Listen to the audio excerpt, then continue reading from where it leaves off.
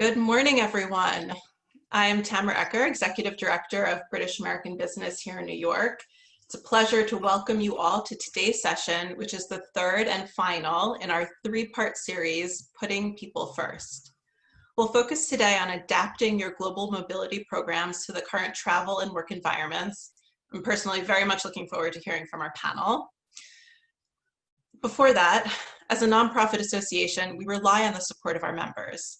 And today's session is made possible in part thanks to our fantastic longstanding member, Invest Northern Ireland. That said, I'll now hand it over to Andrea Haughey, Senior Vice President at Invest Northern Ireland, to introduce today's session. Andrea, over to you. Thank you, Tamara. Good morning, everyone, and thank you for joining us for today's seminar. Invest Northern Ireland is delighted to sponsor the Putting People First series of webinars presented by British American Business. We are particularly pleased to support today's session, Adapting Mobility Programs in the Age of COVID-19. As you know, Invest Northern Ireland is the economic development agency for Northern Ireland, and our role is to support international trade in addition to helping global companies establish centres of excellence in Northern Ireland to support their international growth and success. I am delighted to have worked with many member companies of British American Business and to have helped them establish nearshore centres in Northern Ireland to enable them to accelerate business growth, maximise profitability and facilitate recruitment, training and R&D. Please do reach out to me if I can be of any help to your business, particularly as we navigate these challenging times. Without further ado, I am delighted to introduce today's moderator, Jennifer Stevens. Jennifer is a partner at Laura Devine Attorneys in New York. She is a UK qualified solicitor and a registered foreign legal consultant with extensive experience in a range of UK immigration applications. Jennifer's practice also includes EU and family-based applications and British nationality, naturalisation and registration matters. She provides effective counsel to individuals, small businesses and multinational corporate clients across a range of industry sectors, including media, entertainment and finance. Jennifer has been recognised by leading legal directories as an amazing, smart, articulate solicitor who gives specific answers and is very practical in her approach. She is very mindful of business needs and tailors her advice to meet those needs. Jennifer is a member of the Immigration Law Practitioners Association and co-convener of New York Working Group.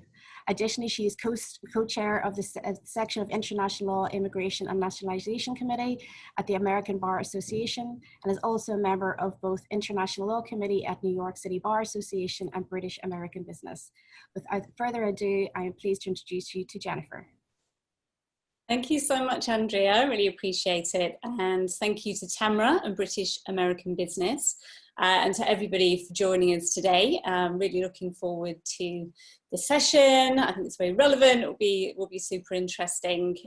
So I just wanted to start with a few house rules. So we will be having a discussion for about 35 to 40 minutes. And then we would like to dedicate the rest of the session to answering questions from all of you. So all of you, all participants are in listen-only mode at the moment, so your mics are muted. But we do encourage everybody to send any questions to us, and we will do our best to get through all of those if we can in the time that we're given. If you can indicate who the question is directed to, that would be really helpful. And you can use the Q&A feature, which is located at the bottom of your screen. You will see this feature as you hover over the Zoom menu. So this session is being recorded and can be shared after the session upon request. So just to give you an overview of what we're discussing today. So we're covering immigration and mobility challenges in the age of COVID-19. And as probably a lot of you know, there are many at the moment.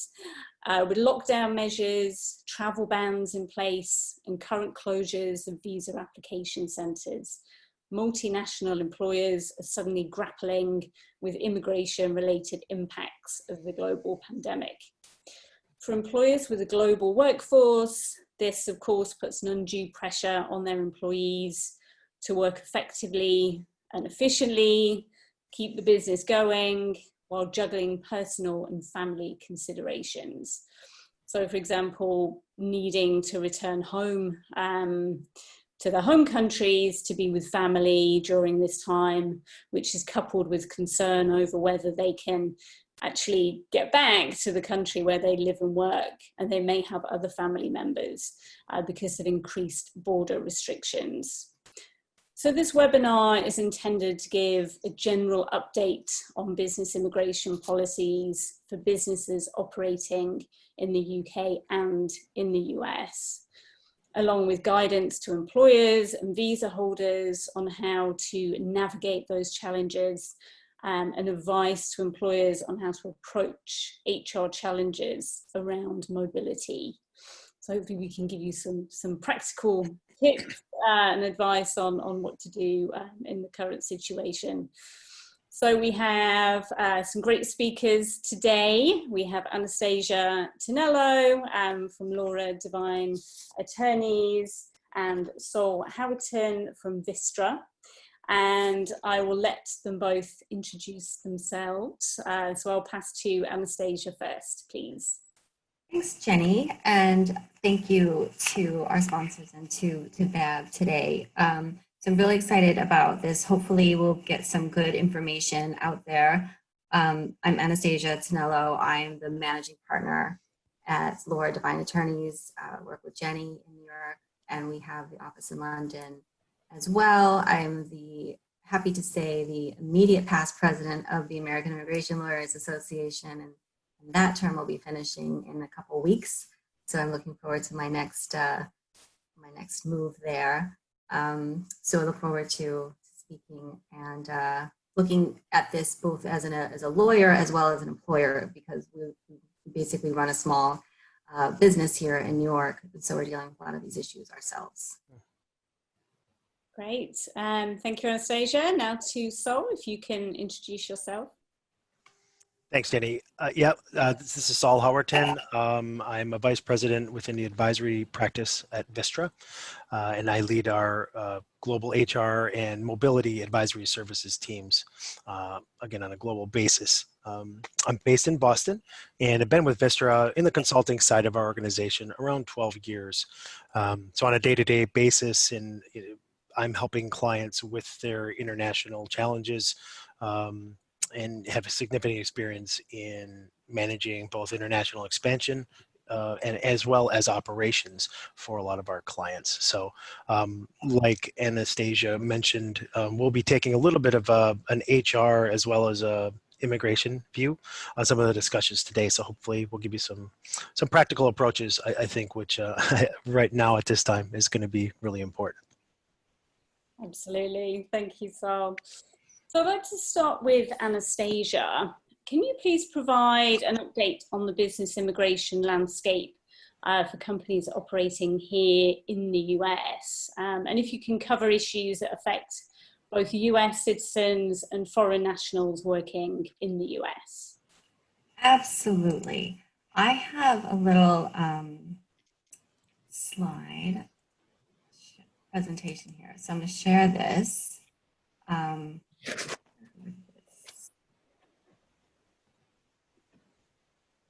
Okay, so just very quickly, we're dedicated time at the end for questions, but I wanted to just kind of set the stage. And I think a helpful way to look at US immigration in general, and also for employers, is to really just kind of see what the landscape is. And really, as anyone who has dealt with immigration in the last 3.5 years knows, that it's been a priority of this administration, president, to restrict immigration. And this is what we call the invisible wall. So there's always talk about building the wall, the border wall, but this administration has been very good at finding all of the policies that can be changed, internal memos that can be reversed, all of these things that don't require legal changes by Congress. So I have this picture of John Oliver here because we were very excited. I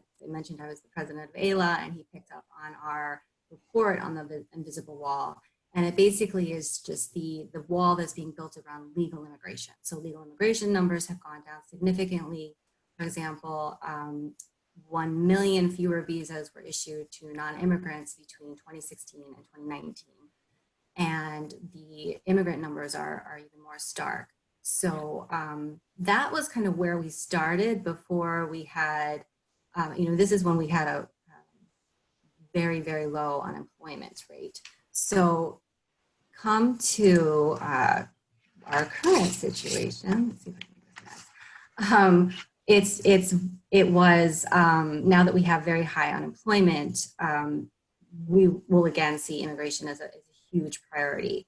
And I don't know how many people saw this tweet that came out on a late Monday evening from the president, just to say that he would be stopping immigration to the United States.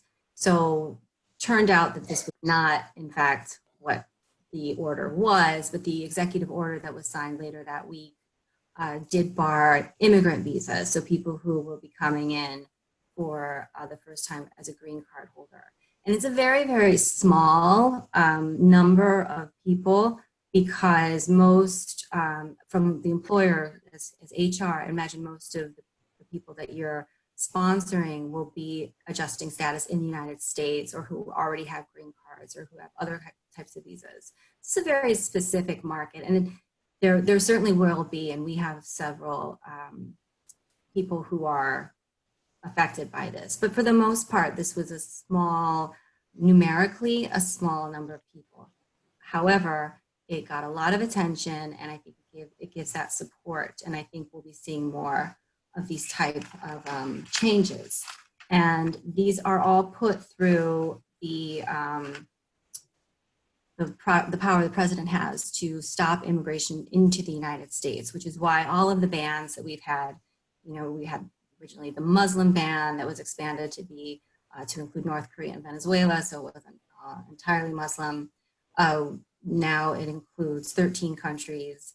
We have the bars on entry from China, Iran, United Kingdom, the Schengen area, Ireland, and today Brazil, and that's because of COVID-19, and that's not based on nationality, that's based on presence. So anyone who's been in one of those countries is now unable to travel to the US. So the president has used it's the same exact provision of law that just allows the president to suspend immigration in national emergency. So that's why that has been such a useful tool. But we do know that it's a priority to look at what else can be changed by the administration without requiring a change of law. So, and I think as we run up to the election, it's always been a hugely popular issue for this president. And we can see, I think, win or lose, we'll see changes in the next 6 to 8 months. But it's not all bad news. And so that's what we'll talk now. So just kind of quickly, I think as an employer, I think it's important to know, and as an immigrant, as anyone who's affected by the situation, that USCIS, the Immigration Service, is still approving cases. Cases are still moving through the system. In fact, in a funny way, cases are moving quickly. If for green cards, for example, biometrics are being waived, and the in-person interviews for a lot of employment-based cases are being waived. So you'll find that things like advanced parole for people who were waiting for their green cards, those are coming very quickly because there's no biometrics and they're able to get those through. So that is one positive. Now that is in the United States. So just bear in mind that anything that's done outside of the United States will be very, is either shut down entirely or limited operations. So any visa. So what we're having now is a lot of people who are outside the US waiting to get their visa to come in. And right now, most visa operations are not, are very limited. The USCIS says that they would open earliest June 4th. So we're anxious to see if that will happen. And in particular in New York, I don't know, we haven't had any announcements yet, but that is still happening. But I think really the key piece of information that I want to share in my brief introduction is the importance of maintaining your status in the United States. And that's from the very the most frequent travelers on ESTA, so people who came in with just visa-free, who are here as business visitors who are unable to get a flight back. You can extend that in country, which is really almost unheard of. There's a very limited exception for medical reasons that's not widely used or widely granted, but Customs and Border Protection has been very accommodating in giving this 90-day extension to people who are unable to travel or to leave the US before their 90 days. So that's very important. Maintaining status. And this applies to both those who are moving jobs or whose jobs have been changed significantly. Anyone on a work visa, it's important to know that what was filed with the Immigration Service or what was filed with the visa application, if there's been any substantial changes. And I think probably the thing I'm seeing the most from clients is people are combining jobs, or there are changes to location. Clearly people are working from home. That might require some posting of a notice, and in some cases even a new petition. So that's very important. Changes to employment such as termination or changes in hours and terms and condition. Many times they'll need a new petition to be filed. So that's something to be aware of. And again, USCIS is adjudicating petitions, you file. Everything is paper, most are paper-based. So it's not something that you have to do in person. So I really want to leave that as an important takeaway, the importance of keeping your status in check. So also just to prepare for more changes, I mentioned that earlier. I mean, this is something that's a priority. Turning off the faucet to new immigrant labor, that was the headline here. And I think that any type of change or anything that could be seen as a violation status, those things could be elevated to become more serious and to prevent some issues, to prevent you from legalizing or having an approved case later. So do watch out for that. And then just to remind us, and I think it's very important, that there are 3 branches of government and the president can only do so much.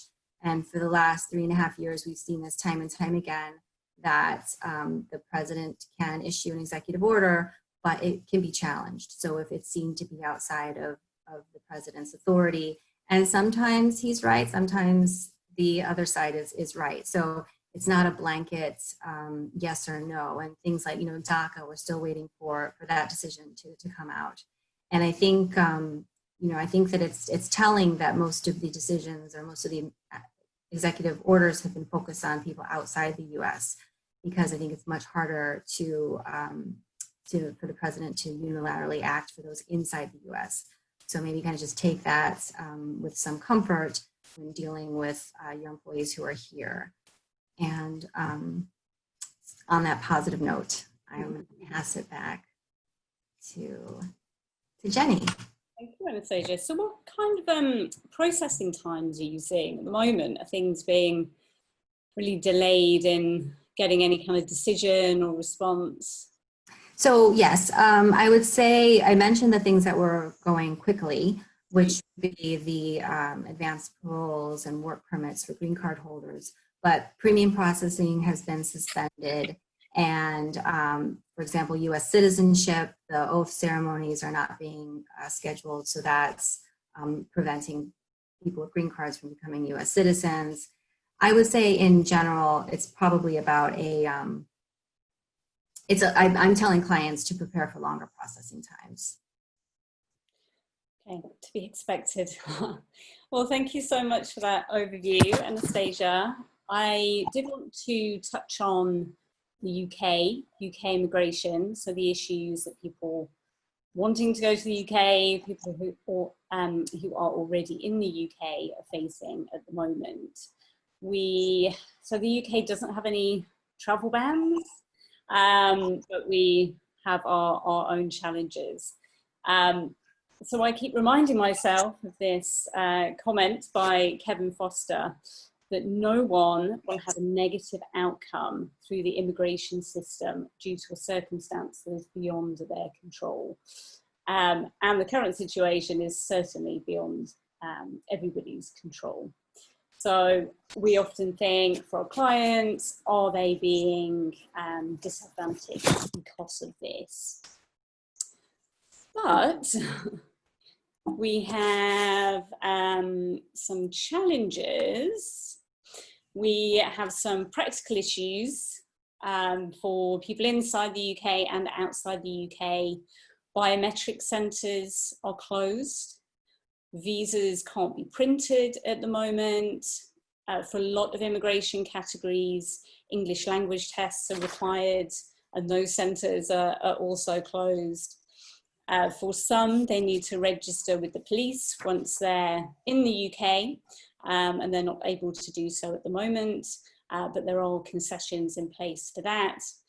For those who have visas that have been issued, so they've had their applications approved, they are usually given a 30-day travel vignette if they're applying from outside the UK.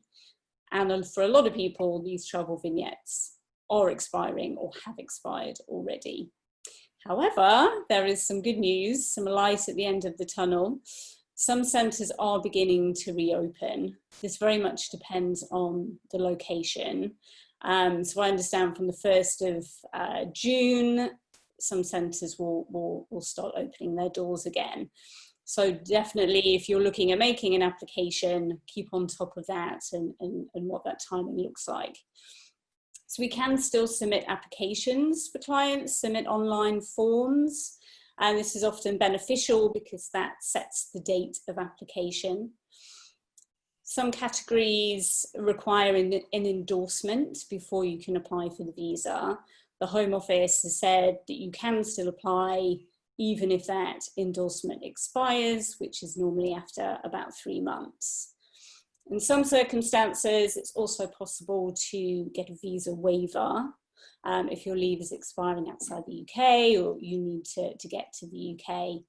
And for those travel vignettes that I mentioned, the Home Office has said you can apply for a replacement travel vignette, which is obviously an extra step, not ideal, but you can do that for free until the end of the year, which is some good news. On more good news, on another positive note, for applicants who are in the UK, so similar to the situation that Anastasia mentioned, for people here in the US, they have leave expiring. In the case of the UK, if that leave is expiring before the 31st, on or before the 31st of July this year, and you can't leave because of travel restrictions, self-isolation, you can actually get that leave extended until the 31st of July this year. So you have to notify the Home Office via an online application form. And this date has actually been extended from the 31st of May. So there may be some people in the UK who've already extended up until the 31st of May.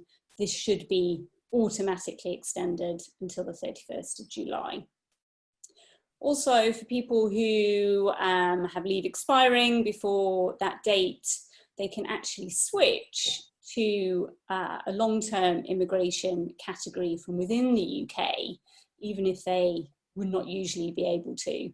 So for people who are possibly in the UK as a visitor, they're not usually permitted to make an application under Tier 2 or under Global Talent or under a partner category. They can do so up until that time. So that's been really beneficial for some, not having to leave the UK and apply from outside, which is obviously difficult at the moment. Also for Tier 2, which is the employer sponsored category, and Tier 5, you can actually start the job that you're going to be sponsored for. So the job that's detailed on your certificate of sponsorship, provided that that has been assigned and you submit your application before your current leave expires. So for tier 2 sponsors, that employer sponsored category that I mentioned, there's normally reporting and other sponsor duties that are required for employers sponsoring workers under this category, but they have been relaxed during this time, which is good. So it's not necessary to report employee absences that are related to the coronavirus. Also, we're finding that pretty much everybody is working from home if they can. So a lot of tier 2 migrants are doing this. So sponsors don't need to report that. They also don't need to report an absence without pay for 4 weeks or more, which they are normally required to do. Also, you can temporarily reduce pay up to 80% of salary, or 2,500 per month, whichever is lower, as long as that's part of a company-wide policy to do that, and as long as the salary level is going back to at least the level it was before all of this happened. And also some good news for certificates of sponsorship. They do have a validity date, so the Home Office is saying they may not refuse an application if the certificate is not valid. But of course, there are still lots of unanswered questions, unfortunately. And the Home Office is very busy at this time, so getting answers from them is not always the quickest, but we are doing that. We're in constant correspondence with the Home Office for our clients on specific situations, and things seem to be often dealt with on a case-by-case basis. So just a quick mention about right to work checks, which obviously affect a lot of employers in the UK, and these checks often need to be done in person. That's not required at the moment, so they can be done virtually as long as a proper right to work check is done once all of this is over. So that's a quick overview of what's happening in the UK. So we'll be answering a few further questions shortly, but I wanted to now pass over to Saul and to just sort of pivot the focus to employers now and the advice and guidance for them in navigating these challenging times and the challenges they're seeing with their workforce. So Saul, as a leading global HR advisor, can you please tell us about the top of mind challenges you've been hearing from your corporate clients on workforce mobility, and what kind of advice you can give to employers to best navigate these challenges, what measures they should have in mind to ease their stress and the stress of their employees who are on visas. I think you need to unmute yourself, so. Sorry. Yeah, so I have a few different points around top of mind. You know, we're obviously getting a lot of queries from our clients, not just within the UK, but globally. And really, the first point starts with how do we go about planning when right now very little is certain? And that's really the challenge that a lot of our clients are up against. We've been working with a lot of clients around taking current action. Jenny, you mentioned the furloughing opportunity in the UK, and helping support their local employees and help support the company goals, and as well preserving jobs. So there's been a lot of support being given around that, but again, it's all during an uncertain time. And what we're trying to help our clients understand is some of the available options initially here. Especially when you run up against border closures, quarantines, lockdowns. But employees themselves are raising up concerns around safety, whether it be masks and sanitizer to family visits, challenges around social interactions, frankly. Transportation is a big challenge for our clients and their employees, and their concern around mass transit and the safety there. as well as planning. Now, planning becomes a bit of a contingency plan, let's say, but taking a step further, what do you do as an employer if your original contingency plan fails or falls down? Do you have some other next level planning kind of in queue around supporting your employees? How do you continually engage and support your customers? And what do you do from a financial impacts standpoint? And those are a lot of the queries that we're getting initially from our clients. And we covered off a few of these already, actually, around visas, of course, as well. We have clients from a present standpoint that have begun the process of applying for a sole rep visa, and frankly unsure exactly when that'll be approved, get through the system. So we're reminding our clients to just remain open, be open-minded and open-ended in terms of your commitment on timelines. Be prepared and do all you can upfront to gather any data and planning for what will be more of a standardized timeline at some point here. You may potentially, as an employer as well, find some challenges from a future standpoint. So we have a few clients who had expected to have some expats come into the UK in July. Is that going to be possible or not? I think time will tell. Certainly, we do hope so, but it's forcing our clients to actually look at a bit of a alternative approach. Is there some way you could instead put that on hold for a bit and hire locally? Is there, or potentially inter-region, where you don't have some of the strict border controls, or let's assume periodic visits, maybe if travel lockdown? We're trying to guide in terms of considering all available options, because I think right now that's probably the most prudent approach as we go. To the point of new workers and what we can do there, as businesses come through some of the challenges we're currently facing and start focusing on that recovery phase, there are questions about, can a new employee start work if they're only partway through the process for visa sponsorship? And Jenny, I think you brought up the point that, yep, in fact, you can start through that process provided you have been assigned that certificate of sponsorship. I think that's given a little bit of relief to some of our clients who luckily had started down that path early enough. So that's good news. Equally, we do have clients with employees who are looking to return from assignments. How do we support them as an employer when they're coming back from assignment? Do we help with obviously the travel piece of it, but what about the quarantining and the stay away from home, if you will, for a bit? There's not really a one size fits all, but really the key point here is communication, engaging your employees in that discussion, making sure they're comfortable. Obviously, they've gone above and beyond from a company standpoint with their assignments, and in some cases longer than even planned.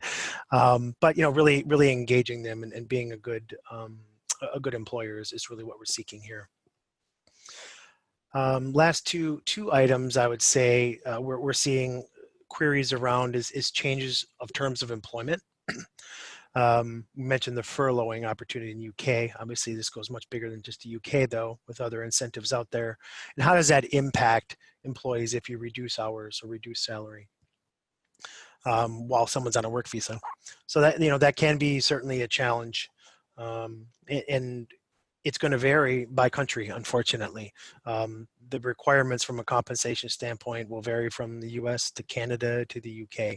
So it's going to be really important to understand the local requirements before you undertake something to change the terms of employment while somebody's on a stay. Equally, terminations come into the discussion there. If you were considering from an HR standpoint, making some changes to a local region, and part of that would be a termination process. How do you do so?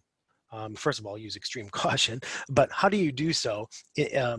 As a number of countries, you actually have to deliver notification of termination on a specific date, or may have to be hand delivered by someone within the organization, your line manager, as a part of the statutory requirements. So that's a challenge right now. And I had to guide a few clients on that process and what it might look like. largely in a situation in this, we ended up deferring that and not undertaking that process. Equally, there's countries where right now it's just not being accepted that that's an approach you can utilize as an employer. So those are some high-level items that we're seeing a lot of our clients struggle with or need support from. But again, it's going to be really important to be armed with patience and a bit of advice, I would say, as well around specifics of a local country when going down this path. Thank you so much, Saul. Actually, we had a question coming in that's kind of related to what you were talking about. Some of your clients who, companies who are going through the visa process with somebody in the UK at the moment. So the question is, this company has a part-time worker in the UK on a Tier 4 visa, which runs until October 2020. They're just finalising their PhD. Can they switch to a Tier 2 as soon as they assign them a certificate of sponsorship? Does the individual need to submit the visa application at the same time? So I know you and I both touched on that. I don't know if you want to sort of comment on that. Yeah, feel free, Jennifer. That's fine. Okay. So yes, as I sort of mentioned previously, that if someone's being sponsored under Tier 2 and they're assigned a certificate of sponsorship, they can begin the role detailed on that certificate, provided they submit their application before they do so. So that's submitting the online application form for the leave to remain. So it is possible to do that. Obviously, if for any reason that leave to remain application is refused, there's any issue with it, they would have to stop working. Okay, so I want to go back to you, Anastasia, and to ask you some additional questions. Can you please provide an update on President Trump's executive order putting a temporary freeze on green cards? How does this affect applications currently in process? And do you see this policy being extended past the 60 days? Right, so this is the immigrant visa ban that applies to those who are coming in for the first time with immigrant visas. And this is due to expire on June 22nd. And I don't know. I mean, I think from now, June 22nd seems like a world of time away. We're living kind of week by week. I think, kind of looking at both sides, I think on the positive side, there's no incentive, I don't think, from this administration to lift it, because it is a positive in that he can say he's done this. I think, the people who are affected, it's a huge deal, it's a huge problem, but it is a small percentage of those who are going through the green card process. So, and there are exceptions. So, for example, medical workers, certain spouses of U.S. citizens. So there's certain exceptions which are very helpful. So I think if I had to put money on it, I would probably say it'll be extended, but I equally wouldn't be surprised if it isn't. It does expire, unlike the other travel bans. The other travel bans are all indefinite. So he would have to take an action to lift them, which would be news. Whereas this one could just slip away in the night of June 22nd and probably wouldn't get that much attention. Thank you. So for H1B and J1 visas, how are they being affected by the executive order and the travel bans? Can employees with approved temporary work visas enter the UK if they come from Europe and the UK? So there's a few issues there. I mean, the H1B and J1 are both non-immigrant visas, and all non-immigrant visas are going to be in the same situation, in that if you're coming from one of the countries that is currently in the travel ban, which I mentioned was China, Iran, the Schengen area, UK, Ireland, and Brazil as of today, then if you're in one of those countries, you would be subject to the ban. Now, there are several exceptions to the ban. again, parents of US citizens, spouses of US citizens, medical workers, if someone has a national interest. We've been trying to make that argument with some success of, for example, if maybe the job isn't in the medical profession, but does have some effect on, so maybe in construction or in logistics support that's needed for movement of essential supplies. So that's one way to approach it. There's also people who may be, their visas, they were traveling abroad and their visas have expired. They're in a situation because they can't even get an appointment to get a new visa.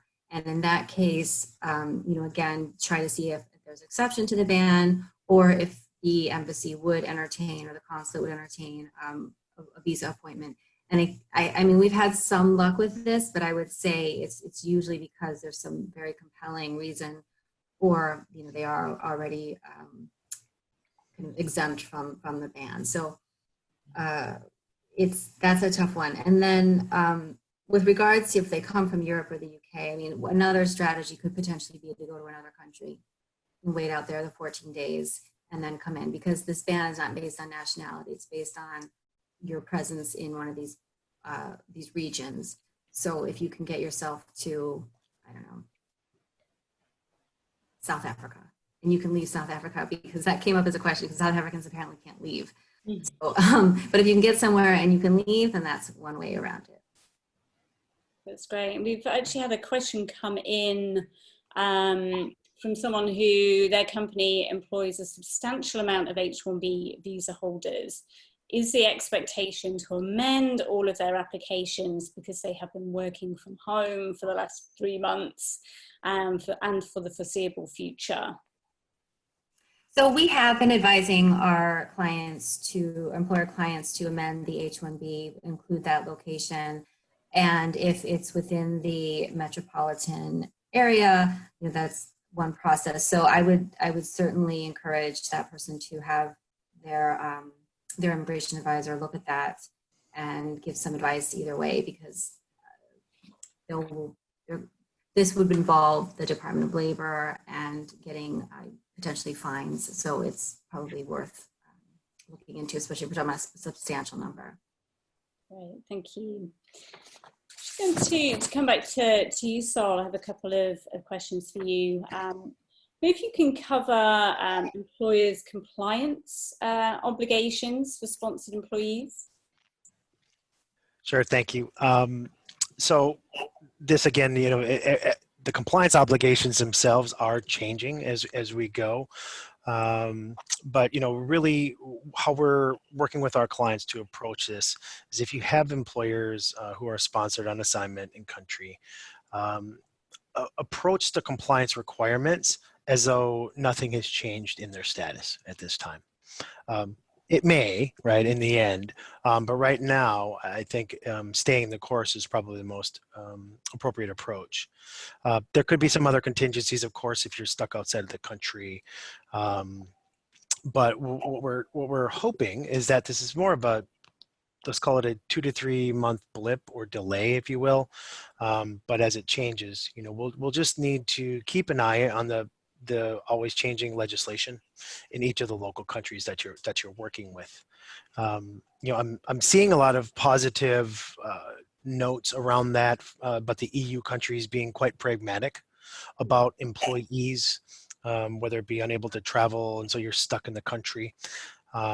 Things like that that are exceptions, clearly, you know, to what the rule is. As an employer, I think it's important, and this is pre-issues with COVID and economic challenges. From an employer standpoint, you should make sure that you have tracking of their nationality, length of stay or planned length of stay in this time, as well as your initial intentions. So if you have an employee that might trip over some thresholds, let's say, because of some of the challenges, we are hoping and expecting, though we're not 100% clear on this, that these countries will be issuing a bit of a waiver. We're starting to hear some commentary around that.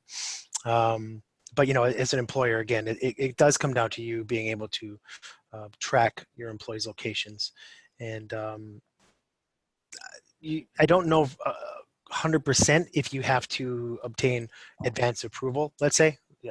Jenny, you mentioned some extensions potentially that you can obtain. So those clearly, if they are in place, are helpful tools that you can approach. But again, know where your employees are, how long they're there, original intention. You as the employer do need to make sure that you are managing that effectively. You're right, things seem to be changing on a daily basis. So how do you think lessons learned from COVID-19 will affect the way that companies structure employment and recruitment in the future? Mm-hmm. And do you think the immigration challenges from this crisis will lead employers to maybe not hire a global workforce, or focus more on local hiring? Yeah, this is a challenging question. I really do hope that employers won't deprioritize hiring a global workforce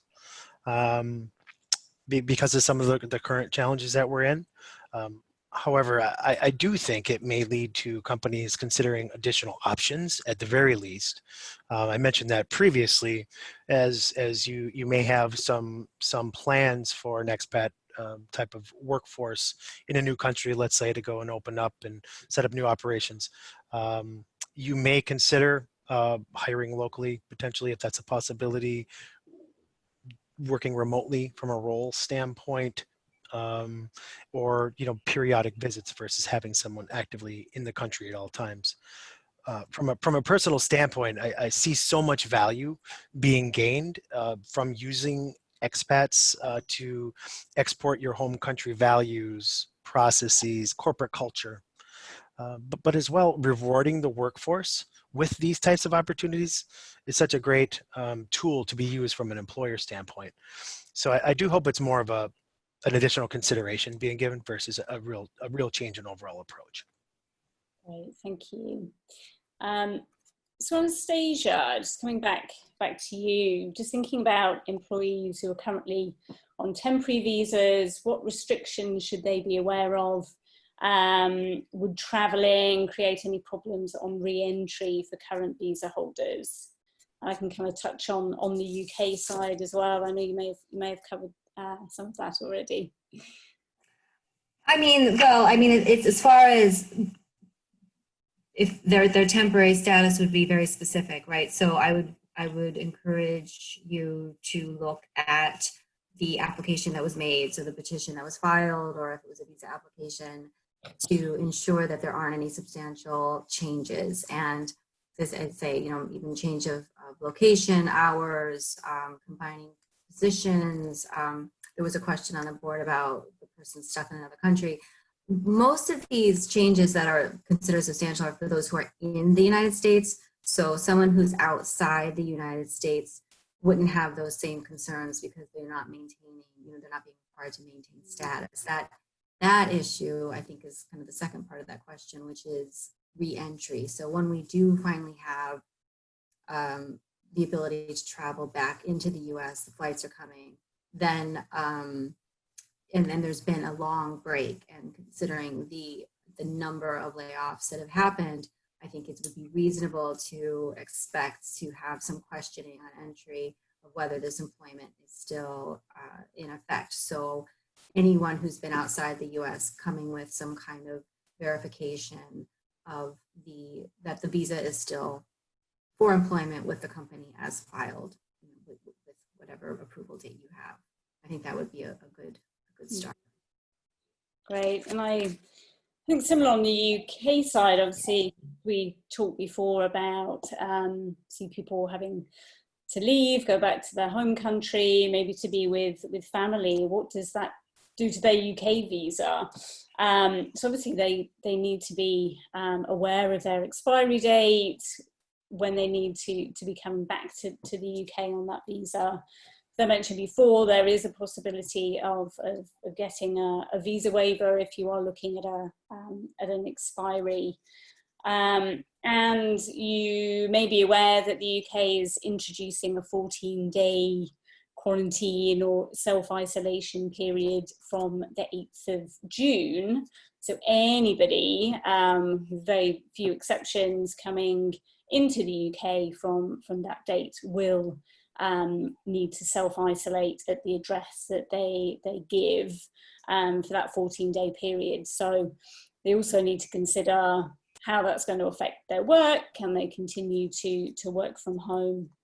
And also for sponsored workers, are they still doing the job that they were being sponsored to do? Obviously similar to the US side. Has anything changed in terms of their role? Reduction of salary, was that within the permitted reductions, as I mentioned previously? Certainly a few things to think about when it's finally possible to come back to the UK. I just, as a reminder in general, with the H1B, and I think Jay was asked about, and most non-immigrant visas, some employers will be subject to, but most non-immigrant visas don't have a requirement that there not be a U.S. worker that can do this job.